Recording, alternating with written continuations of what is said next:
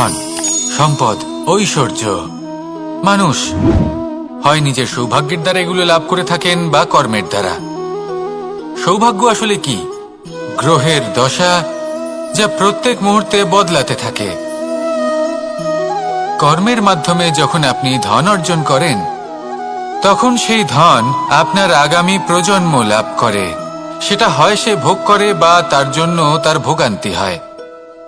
আর এটা নির্ভর করছে আপনার কর্মের ওপরে। কি কর্ম করেছেন আপনি সেই ধনকে লাভ করার জন্য। যদি আপনি সৎ পথে চলেন, নিষ্ঠা ভরে আপনি কর্ম করে থাকেন এবং তার ফলে আপনি ধন অর্জন করে থাকেন, তাহলে আপনার আগামী প্রজন্ম সেটা ভোগ করবে, সেটা প্রয়োগ করবে নিজের বিকাশের জন্য। কিন্তু যদি আপনি কুকর্ম করে থাকেন, কোনো রকম ছলনা করে থাকেন এই ধন লাভ করার জন্য, তাহলে 100% আপনার আগামী প্রজন্মকে এর জন্য ভুগতেই হবে। তাহলে আপনি কি চাইবেন? যে আপনার আগামী প্রজন্ম সুখ ভোগ করবে, নাকি আপনার কুকর্মের পরিণাম ভোগ করবে? নির্বাচন আপনারই। আসুন আমার সাথে ভালোবেসে বলুন, রাধা রাধা। লোভ আপনার অন্তরের আরো একটা শত্রু। দেখতে গেলে এটা একটা শব্দ, একটা সংস্কৃত শব্দ। লব ধাতু থেকে উৎপন্ন হয়েছে। এর অর্থ কিছু লাভ করা।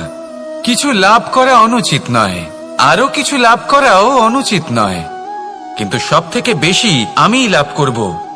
আমি আরো চাই, আরো বেশি চাই, আরো বেশি পেতে চাই। এটাই হলো লোভ। আর এই লোভ যখন গ্রাস করে, তখন আপনি যা পেতে চান, সে ধনই হোক বা মানই হোক, তা অর্জন করার জন্য মানুষ যে কোনো স্তরে পৌঁছে যেতে পারে।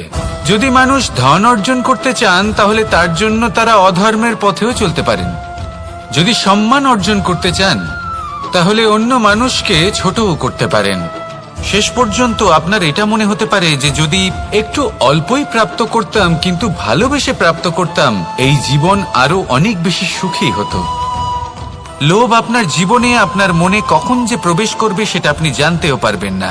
তাই এটা চিনতে শিখুন আর তৎক্ষণাৎ জীবন থেকে বাইরে ফেলে দিন। যা কিছু লাভ করতে চান তা ভালোবেসে লাভ করুন, আর সেই ভালোবাসার সাথেই বলুন, রাধা রাধা। জীবনে ক্ষমা চাওয়া তাও কিছুটা সহজ, ক্ষমা করতে পারা অত্যন্ত কঠিন। ক্ষমা 2 অক্ষরের এই শব্দ হতে পারে, কিন্তু অত্যন্ত বড় এই শব্দ, অত্যন্ত গুরুত্বপূর্ণ এই শব্দ। কখনো কখনো অন্য কাউকে ক্ষমা করে দেওয়া তাও কিছুটা সহজ কাজ, কিন্তু নিজেকে ক্ষমা করতে পারা অত্যন্ত কঠিন হয়ে দাঁড়ায়। অতীতে যদি আমাদের এমন কোনো ভুল হয় যে কারণে আমরা নিজেকে ক্ষমা করতে পারি না, অনেক সময় এমন কিছু ভুল করে বসি যে বিষয় শুধু আমরাই জানি, কিন্তু আমরা নিজেকে ক্ষমাই করতে পারি না। আর আমাদের বিকাশ সেখানে স্তব্ধ হয়ে যায়। কারণ যদি আপনি ক্ষমা করতে না